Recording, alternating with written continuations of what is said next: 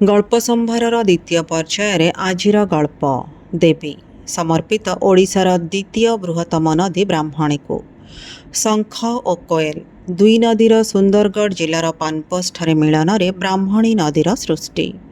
ब्राह्मणी 480 kilometre पथ प्रभावित हो चांदबाली ठारे धामरा मुहाण बंगोपसागर में मिशिछि। तेबे आजिर गल्प देवी समर्पित नदी ब्राह्मणी को सर्वजनीन पार्वण पूजार नवमी संध्या आलती माँ दुर्गा मेढ़ आगे जोड़ हस्तर ठिया होता शेफाली सांगरे तार थिले 7-8 जन 10 ରୁ 12 वर्ष बयसर पाख अनाथ आश्रमर अंतेवासी। से भी निजे से अनाथ आश्रमर सबुठु वयस्क अंतेवासी। साथी नहीं आसी से पिलामानंकु दुर्गा मेढ़ बुलाई देखैबाकू। बीएड पाठ्यक्रमर शेष वर्षर छात्री शेफाली आउ किछि मास परे चाकरी पाई ताकु ए जागा छाड़ी अन्यत्र जीवाकू पड़ी पारे।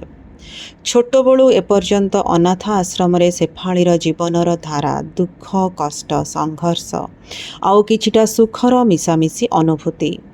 तार 10ମ श्रेणी एपर्यंत केही जणे सहृदय महिला साहाय्य जोगु आज से पाठ पढ़ी निजे स्वावलंबी हेबाकू जाउछि। से जाने से अनाथ तथापि ता मनरे केबे भी ता जन्मित पितामाता को नहीं जिज्ञासा आसेनी।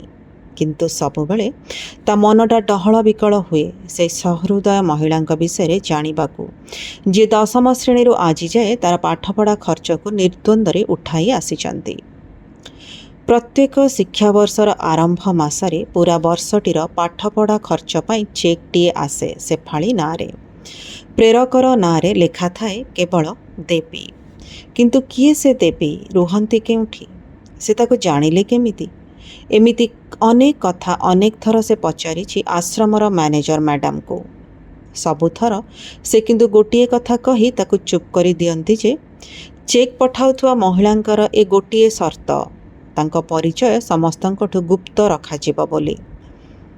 चेक टी पाइला परे शेफाली गोटिए फॉर्म रे केवल दस्खत करी दिए ग्रहिता हिसाब रे। आज नवमी संध्या आलती रे झुणा आउ गुगल धुआं दुर्गा माँ का मुह झापसा दिशुची। हाथ जोड़ी ठिया ही थाए शेफाली। हठात टिके दूर रे ताकु दिशीगले 10ମ श्रेणी रे ताकु पढ़ाउथुबा तार हिंदी शिक्षयित्री प्रमीला दीदी। प्रमीला दीदी मझिरे मझिरे से रहुथुबा अनाथ आश्रम को बुली आसंती। पिलामानंक सह समय काटंती उपहार बांटंती। तांकु कुआड़े एसबु करिबारे खूब सुख मिले। निजे किंतु पिंधिथिबे सीधा साधा साड़ी। तांको कांधरे झुलुथुबा पर्सटार तो अधा बेला चेन थाए छिंडा। अति पुरुणा नहेले पर्सटा बदला जाएनी। आज भी ठीक सेया सुता लुगा खंडे आउ कांधरे मझिला आकारर छिंडा चेन पर्सटे पकाई हाथ जोड़ी ठिया हेइछंती प्रमीला दीदी। भिड़ को काटी आगकू जाई शेफाली प्रमीला दीदी को नमस्कार हैला। अरे शेफाली तू एकाना आउ काहाकू सब सांगरे आनिछु? एबे परा मो आश्रमर सबुठु बड़ आ पुरुणा मनीष।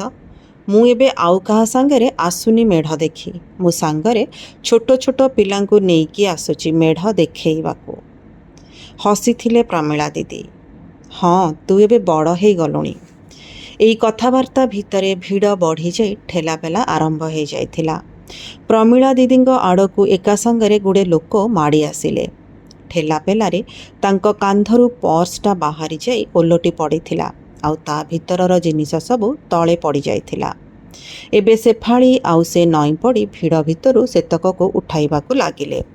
गुड़े कागजपत्र किछि पैसा किछि पेन आउ लफाफा केतेटा शेफाली प्रमीला दीदींग हाथ को बढ़ाई देला बेलकू रहीगला। सेई लफाफा जेउटारे से गत किछि मास तले चेक्र ग्रहिता हिसाब रे दस्खत करी फॉर्मटी पठाइथिला। एथर अन्य सबु जिनिस प्रमीला दीदी हाथ को बढ़ाई दे शेफाली से फॉर्म थिबा लफाफाटी को निज हाथ रे धरी दीदी आड़कू चाहिला। दीदी दृष्टि मध्य स्थिर हो जाइथिला शेफाली उपरे। एथर लफाफाटी को तांका हाथ को बढ़ाई दे कुंढाई पकाइथिला प्रमीला दीदी को आ बाष्परुष कंठरे कहिथिला दीदी आपण मोर एते पाखरे थाई मध्य थरटे जानिबाकू देइन तुमर ए बदान्यता विषय रे। ମୋ ଜନ୍ମିତ ମାତା ପିତାଙ୍କ ପାଇଁ ମୋ ମନରେ କେବେ ବି ଜିଜ୍ଞାସା ଆସେନି, କିନ୍ତୁ ସବୁବେଳେ ମୁଁ ଖୋଜୁଥିଲି ସେ ଦେବୀ ଜଣଙ୍କୁ ଯିଏ ଅନାଥର ଜୀବନକୁ ସମୃଦ୍ଧ କରିଛନ୍ତି। ବର୍ଷ ବର୍ଷର ମୋର ଏ ଗୁହାରିକୁ ମୃଣ୍ମୟୀ ଦେବୀ ମା ଆଜି ଶୁଣିଛନ୍ତି। ଆଜି ତାଙ୍କରି ପୀଠରେ ମୋତେ ସାକ୍ଷାତ କରାଇ ଦେଇଛନ୍ତି ଦେବୀ ସ୍ୱରୂପର ଜୀବନ୍ତ ରୂପ ସହ। ପ୍ରମିଳା ଦିଦି ଶେଫାଳୀକୁ ଅନୁରୂପ କୁଣ୍ଢାଇ ପକାଇ ତା ପିଠିରେ ଆଶୀର୍ବାଦର ହାତ ବୁଲାଇ ପକାଉଥିଲେ।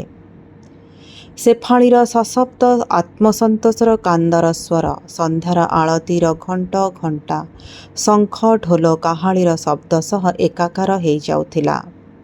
ଆଉ ପୂଜାରୀଙ୍କ କଣ୍ଠରୁ ନିଃସୃତ ଶ୍ଲୋକ ଯା ଦେବୀ ସର୍ବଭୂତେଷୁ ଦୟାରୂପେଣ ସଂସ୍ଥିତା ସେ ଖଣ୍ଡମଣ୍ଡଳରେ ପ୍ରତିଧ୍ୱନି ତୋଳୁଥିଲା।